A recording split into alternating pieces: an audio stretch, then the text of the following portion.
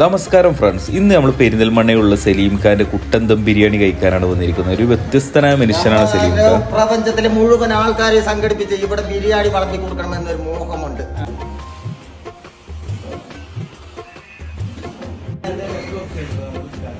നമ്മളത് മലയാളത്തിൽ പറയുകയാണെങ്കിൽ 31 അല്ല.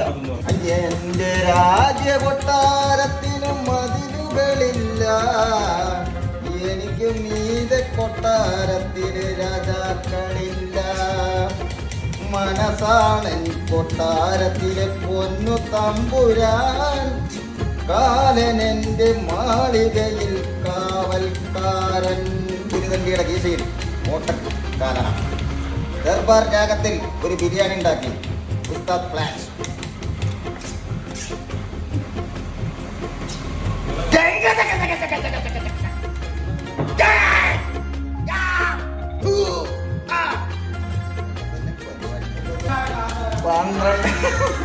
ഞാൻ വേറെ സ്റ്റെപ്പ് വരാട്ടോ. ഏതായാലും ആയി ഏതായാലും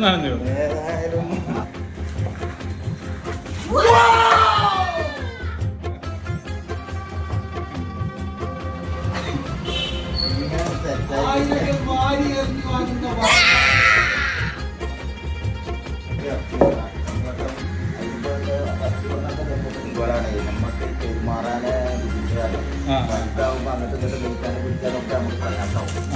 അപ്പൊ ഇങ്ങനെ ചെറിയ ചെറിയ ചെമ്പുകളിൽ തന്നിടുമ്പോഴേ ഒന്ന് കഴിയുമ്പോൾ ഒന്നെടുത്ത സ്റ്റാർട്ടിങ് മുതൽ അവസാനം ക്ലൈമാക്സ് വരെ ചൂട് കൊടുക്കാൻ കൊടുക്കാം.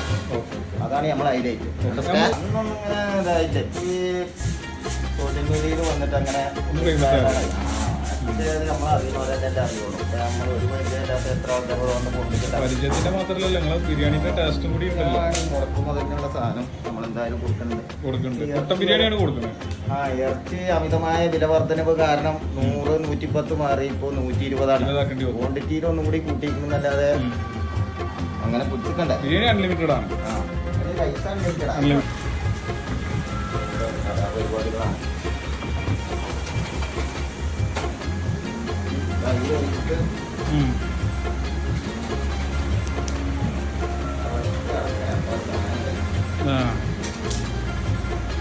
ഇത് രാവിലെ ഒരൊറ്റ വെപ്പ്, അത് കഴിഞ്ഞിട്ട് ഉച്ചക്ക് വെക്കുമോ? 2 വട്ടമായിട്ട് ഒന്നിച്ചെന്നെ ഉണ്ടാവും.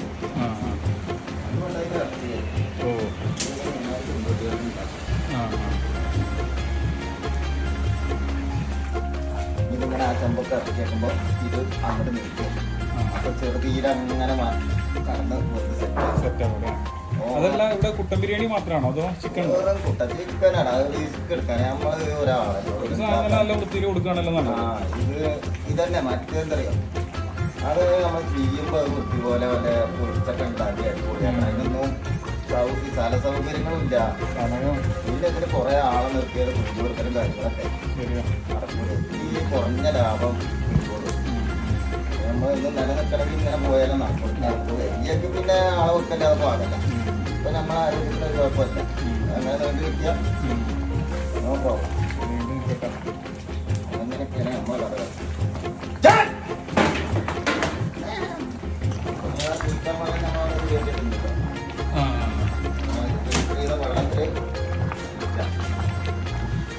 ഇതാണ് കരിങ്കാരി.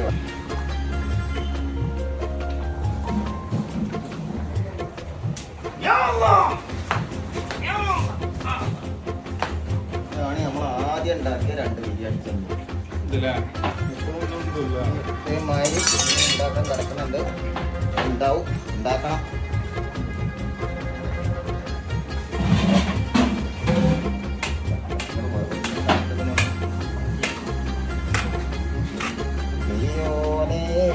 റഹ്മാനേ ബിരിയാണി റെഡി, അങ്ങാകലെ ആൾക്കാര് വരുന്നുണ്ടേ. എന്നുണ്ടാക്കിയ കുട്ടൻ ബിരിയാണി പറഞ്ഞ ബിരിയാണി പറഞ്ഞാൽ ഒരു 1.5 ബിരിയാണി. തടിയിൽ കളങ്കല്ലാത്ത ഒരൊറ്റ ബിസിനസ്. ഇതാണ് ഒരു ബിരിയാണി.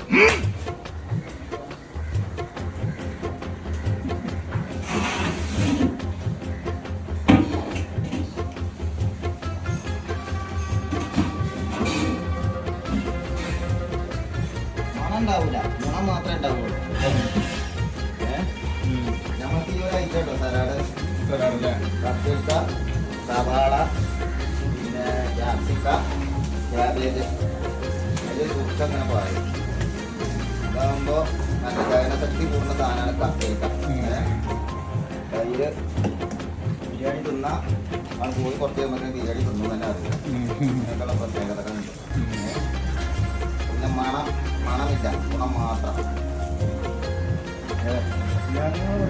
വീട് മണ്ണാർക്കാടാണ്. മണ്ണാർക്കാട് ചേർന്നുള്ള മണ്ണ് സ്ഥലത്താണ്. ഇവിടെ താമസിക്കുന്ന കുട്ടികളൊക്കെ 3 പെൺകുട്ടികളും 2 ചെറുക്കന്മാരുമാണ്. സുഹൃത്താണ്.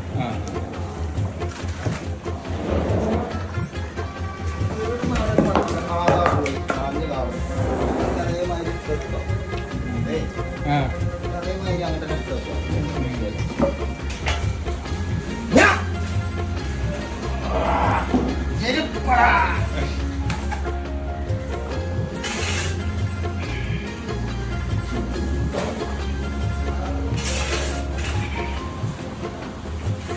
ഒന്നുകൂടി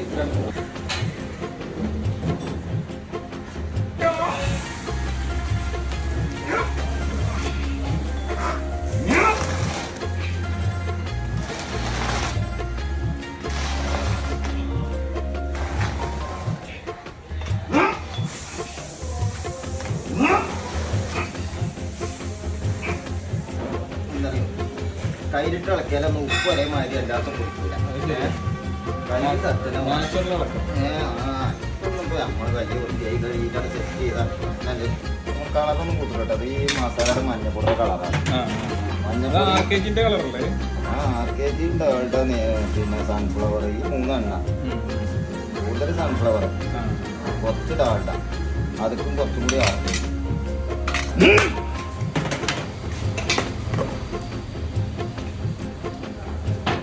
എല്ലാം പാടെ അയറുള്ള ബിരിയാണി ആവേ. ഒന്നും ചേർക്കാതെ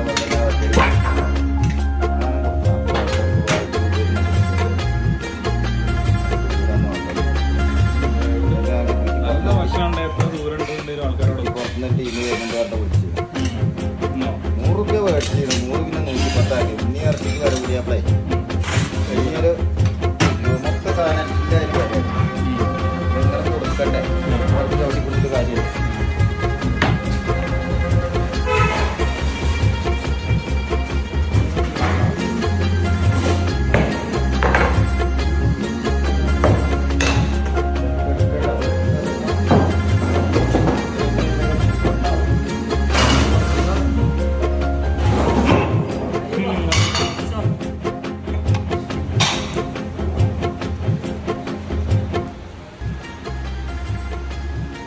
എങ്ങനെയുണ്ട് ബിരിയാണി? ടോപ്പ് ബിരിയാണി അതല്ല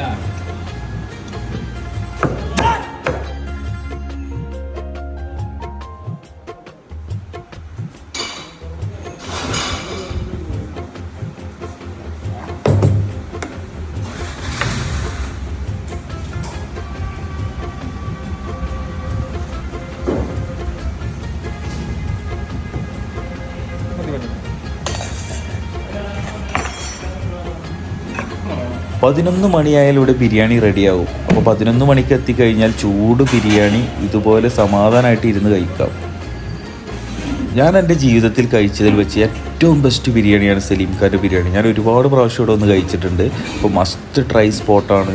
ഈ ഒരു ബിരിയാണി കഴിക്കാൻ വേണ്ടി മാത്രം ഞാൻ പെരിന്തൽമണ്ണ വന്നിട്ടുണ്ട്. അപ്പോൾ നിങ്ങൾ ആരും ഈ സ്പോട്ട് മിസ്സാക്കരുത്. സലീം ഭായിയുടെ പട്ടാളം. നിങ്ങൾ വരുന്നേട്ടാ? നിങ്ങൾ സന്തോഷം.